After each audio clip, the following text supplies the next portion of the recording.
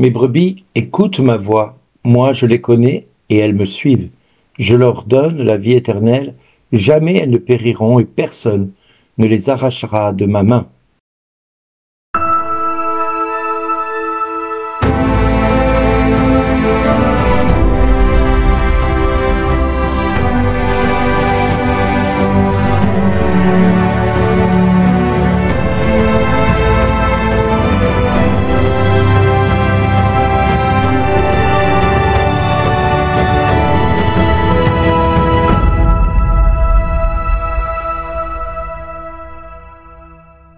Aujourd'hui, le message vous est adressé par Bernard Dille. Bonjour les amis, si aujourd'hui nous sommes dans un temps qui nous pousse à aller de plus en plus en profondeur, c'est aussi parce que l'évangile de ce jour nous montre bien qu'il y a des choses qui sont vraiment cachées aux Juifs. Et pour preuve, on célébrait la fête de la dédicace du temple à Jérusalem, c'était l'hiver, Jésus allait et venait dans le temple, sous la colonnade de Salomon. Les Juifs firent un cercle autour de lui et lui disaient « Combien de temps vas-tu nous tenir en haleine? Si c'est toi le Christ, dis-le nous ouvertement. » Et Jésus répondit « Je vous l'ai dit, mais vous ne croyez pas. Les œuvres que je fais moi, au nom de mon Père, voilà ce qui me rend témoignage. Mais vous, vous ne croyez pas, parce que vous n'êtes pas de mes brebis. Mes brebis écoutent ma voix.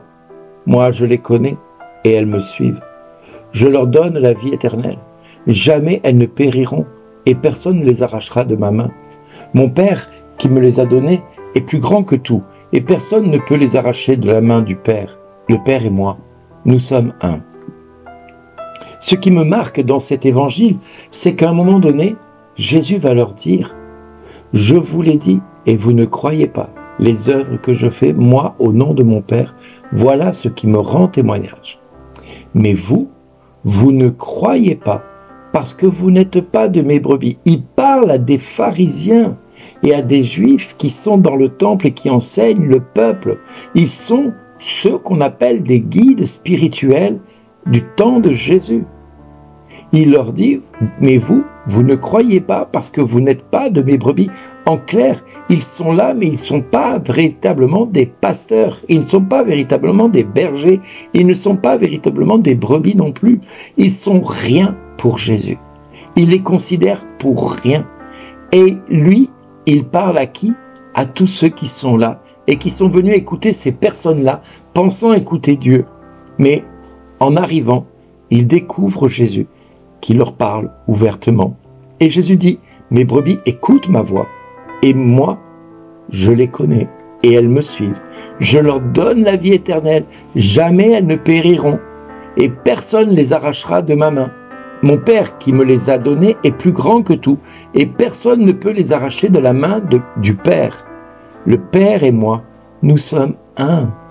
Comme vous le voyez, il manifeste vraiment que tous ceux qui viennent au temple pour écouter ces fameux bergers, ces fameux guides spirituels que nous avons par moments dans nos églises, ne sont pas véritablement de ceux qui connaissent Jésus, qui ne croient pas au miracle. Et tous ceux qui refusent de croire au miracle ne sont pas les bergers d'Israël, ne sont pas le berger des peuples d'Israël, ni même du peuple de Dieu d'aujourd'hui.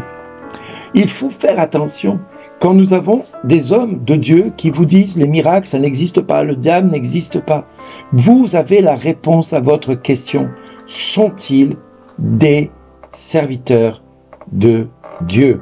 S'ils disent qu'ils ne croient pas au miracle, Jésus nous dit clairement, mais vous, vous ne croyez pas, parce que vous n'êtes pas de mes brebis. Donc il ne faut pas écouter ces gens-là, quand bien même ils ont une apparence, une fonction, qui manifestent qu'ils sont là pour enseigner le peuple, pour guider le peuple.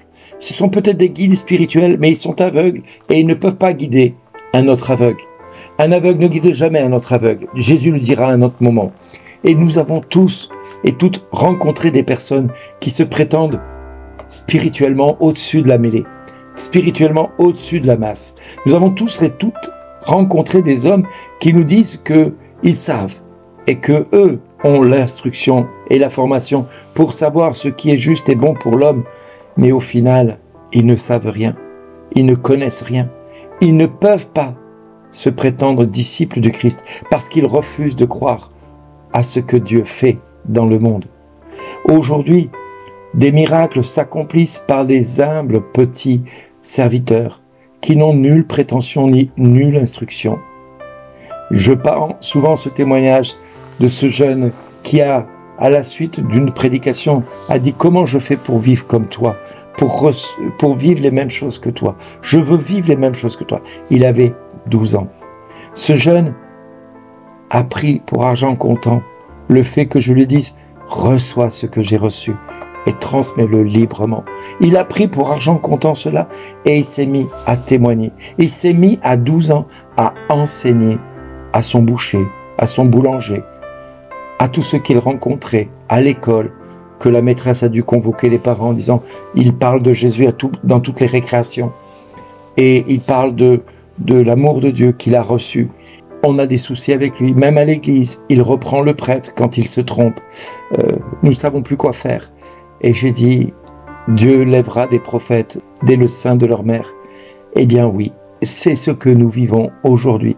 Il y a des hommes et des femmes qui se lèvent un peu partout dans le monde, qui n'ont pas d'instruction et qui reçoivent de Dieu directement la bénédiction de Dieu, la tendresse de Dieu. Et nous avons aujourd'hui des quantités d'hommes et de femmes qui sont vraiment tournés, je dis bien tournés vers Dieu et qui recherchent Dieu. Et ces hommes-là sont bien plus importants que tous ceux qui prétendent savoir.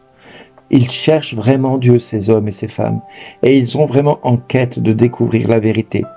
Alors, ces personnes-là, personne ne les arrachera de la main de Dieu, quand bien même les hommes de Dieu diront qu'ils sont égarés, parce qu'ils ne suivent pas la doctrine, qu'ils ne suivent pas l'enseignement, qu'ils ne suivent pas tel serviteur de Dieu qui a une belle aura, une belle onction, etc., etc., mais qui refusent de croire que Jésus guérit, délivre et sauve encore aujourd'hui.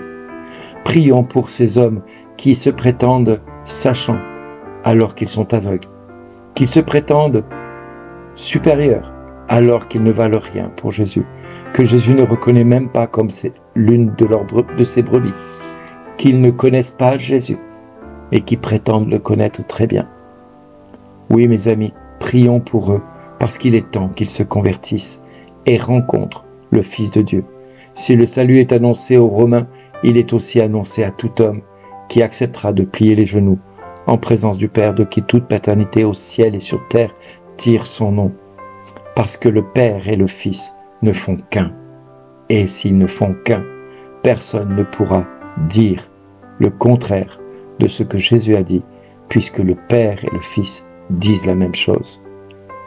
Personne n'arrachera de la main de Jésus celui ou celle qui aura été sauvé par Jésus en direct, sans passer par l'homme. Recevons cette joie que personne ne nous arrachera de la main de Dieu. Recevons cette bonne nouvelle de ce jour, que quoi qu'on fasse, quoi qu'on dise, et quoi que les hommes pourront faire contre nous ou diront contre nous, rien ne nous arrachera de la main de Dieu. Amen. Merci d'exister.